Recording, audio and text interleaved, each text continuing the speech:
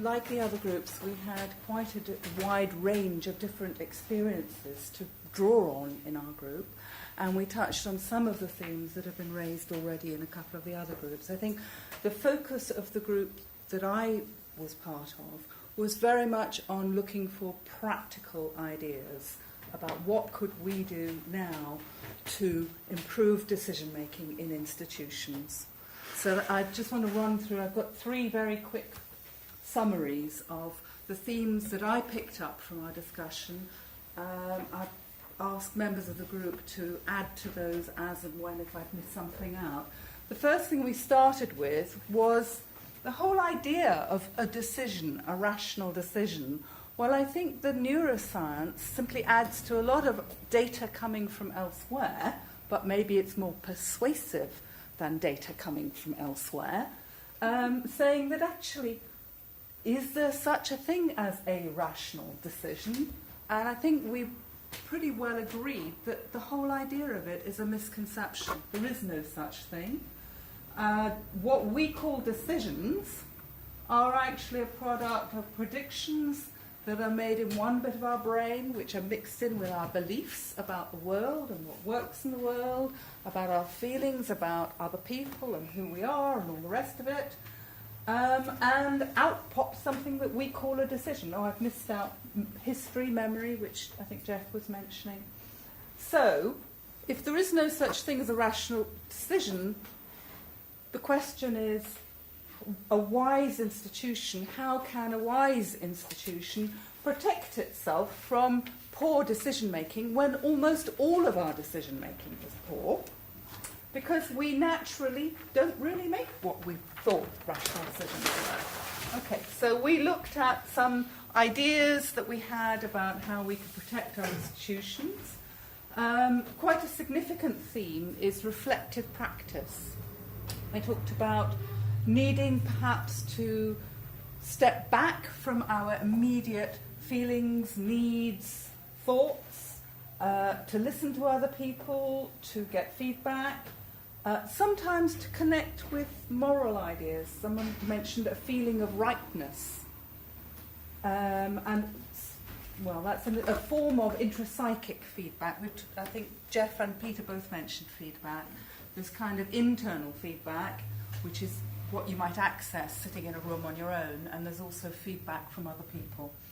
An idea we talked about was when you're recruiting people, this is going back to the John Coates ideas, do you screen for extreme personalities? So not take them into your organisation at all, but actually can you do that?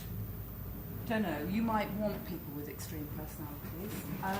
So maybe you look at socialising those people either before they get to your organisation, and we had an educationalist at our table who didn't get to talk about his ideas about epistemic culture, but I think they are very interesting ones we could explore, or perhaps afterwards, so the development of leaders. Another idea was, well, okay, if social interaction and feedback is going to protect organisations, where's that going to happen? A lot of organisations have abolished or don't have meeting places for people. I think Charles was talking about the stock market, was it, where they used to have a dining room where everyone was together, and now the traders are in fact on their own, on their screens. So there's something about we've isolated people and we may need to bring them back together again. We might want to bring customers. We had a medical man on our table who talked about doctors who maybe take their patients to business meetings, just like the emperor took a slave to whisper in his ear. The patient is going, yes, but what about us? Another idea is codes of conduct. History is littered with various codes of conduct, chivalry, the mafia, honour societies have lots of codes of conduct. In the city, they have a code of conduct, and it was pointed out that they chose not to recently introduce to their code of conduct an item about pointing up health issues that might affect performance. They chose not to do that, which actually brings you back to the corporate or group hubris, not just individuals. Hubris isn't just an individual problem, it's a social problem, and very often it's a collective problem, as we'd probably be familiar with RBS and BP, where the BP CEO influenced everyone around him to do basically what he wanted. And in RBS, apparently it was a 95% vote to buy ABN AMRO, which of course was a catastrophic decision for the organisation.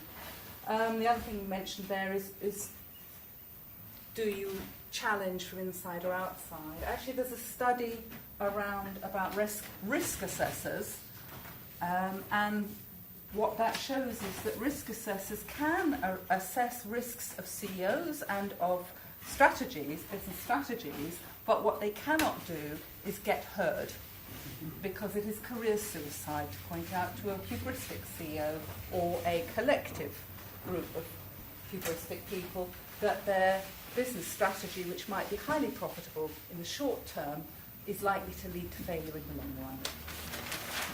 So I think that the general gist of what we came to a conclusion about was, whatever we do in an organisation or institution, we need to keep the feedback loops open. It's not that there is only one answer to any of this, there are lots of answers, but this was a really important one, I think, for all of us. And we spent quite a lot of time talking about the role of the fool.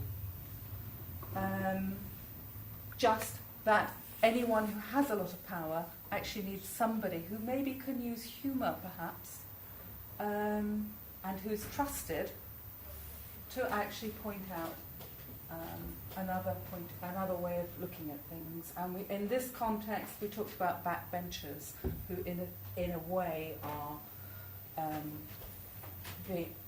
opposing what senior politicians are going about. And Lord Owen mentioned Willie Whitelaw, which I think was mentioned before, as a toeholder, which I quite like the term toeholder, to stop a very powerful person, politician, Margaret Thatcher in this case, becoming hubristic, and how the absence of somebody in that role actually enabled hubris to be developed. Another term we had was sceptical respect, which is another good term. So somebody who is trusted by a leader, but who is not going to agree with them. It's about getting the minority view. Another one was the delegation of real power. So you have subordinates who actually have power.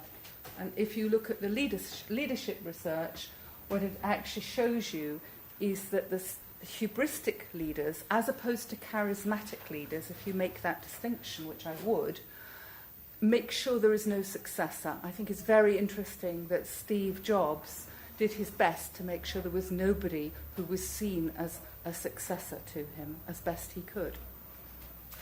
Whereas a charismatic leader might perhaps look for what would happen when you're gone.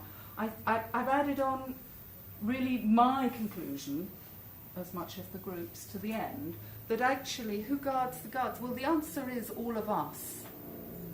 There is no answer to solving the hubris problem except for each one of us taking responsibility.